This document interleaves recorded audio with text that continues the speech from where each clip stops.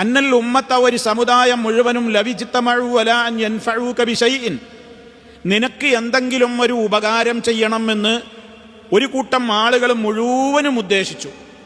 എന്നാലോ അല്ലാഹു സുബ്ഹാനഹു വ തആല ഇല്ലാ ബിശൈഇൻ ഖദ് ലം യൻഫഊക ഇല്ലാ ബിശൈഇൻ ഖദ് കതബഹുല്ലാഹു ലക, അല്ലാഹ് നിനക്ക് തീരുമാനിച്ചിട്ടുള്ള ഉപകാരം എന്താണോ അതല്ലാതെ ഇവിടെ ആര് വിചാരിച്ചാലും നിനക്ക് ചെയ്തു തരാൻ കഴിയൂല. അതിൻ്റെ നേരെ എതിർവശവും പറഞ്ഞു. ഇനി ഏതെങ്കിലും ഒരു കൂട്ടം ആളുകൾ മുഴുവനും കൂടിയാണ് തീരുമാനമെടുത്തു നിന്നെ നശിപ്പിക്കാൻ, നിനക്കൊരു ഉപദ്രവം വരുത്താൻ. അവിടെ നമ്മൾ എന്താണ് മനസ്സിനെ പഠിപ്പിക്കേണ്ടത്?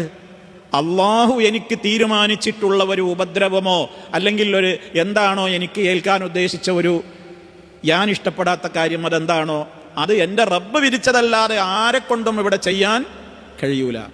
ഇത് നമ്മുടെ തവക്കുലിൻ്റെ ഭാഗമാണ്. ഇത് 5 നേരത്തെ നിസ്കാരത്തിൻ്റെ പിറകെയും നമ്മൾ പറയുന്നുണ്ട്. അല്ലാഹുമ്മ ലാ മാനിഅ ലിമാ അഅ്തൈത വലാ മുഅ്തിയ ലിമാ മനഅ്ത.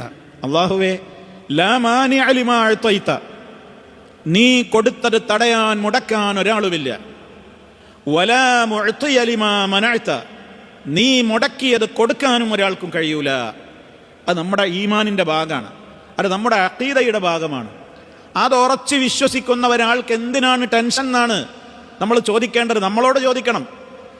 എനിക്ക് ടെൻഷൻ വരുമ്പോൾ അല്ലെങ്കിൽ നിങ്ങൾ ഓരോരുത്തരും നിങ്ങൾക്ക് മാനസികമായി സംഘർഷം അനുഭവിക്കുമ്പോൾ സ്വയം ഉത്തരം കണ്ടെത്തേണ്ടത് അങ്ങനെയാണ്. എന്താണ് എൻ്റെ ടെൻഷൻ്റെ പ്രശ്നം? എന്താണ് എൻ്റെ മാനസികമായ വിഷമത്തിൻ്റെ കാരണം? ആ കാരണം ആദ്യം കണ്ടെത്തണം. അത് കണ്ടെത്തിയിട്ട് പിന്നെ ഞാൻ എൻ്റെ മനസ്സിനോട് ചോദിക്കണം, നീ എന്തിനാ ബേജാറാകുന്നത്? എന്താ ബേജാറ്? ഒരു നന്മ എനിക്കൊന്നുകിൽ ഒരു ഉപകാരം വരാൻ പോണത് എനിക്ക് പോയിട്ടുണ്ടാവും, അല്ലെങ്കിൽ ഞാൻ വിചാരിച്ചൊരു കാര്യം എനിക്ക് കിട്ടിയിട്ടുണ്ടാവില്ല, അല്ലെങ്കിൽ ഞാൻ വിചാരിക്കാത്ത എന്തോ ഒരു അസുഖകരമായൊരു കാര്യം എനിക്ക് ബാധിച്ചിട്ടുണ്ടാകും. അതിൻ്റെ പേരിലാകും ടെൻഷൻ. ഇതിൽ ടെൻഷൻ ആവേണ്ട കാര്യം എന്താണ്? അള്ളാഹു വിധിച്ചതല്ലാതെ നടക്കുമോ? ആരെന്ത് തീരുമാനിച്ചാലും ആരെന്ത് വിധിച്ചാലും റഹ്മാനായ റബ്ബല്ലേ, അത്യുന്നതനായ കോടതി എവിടെയല്ലേ? അവൻ്റെ തീരുമാനപ്രകാരമല്ലേ എല്ലാം നടക്കുകയുള്ളൂ.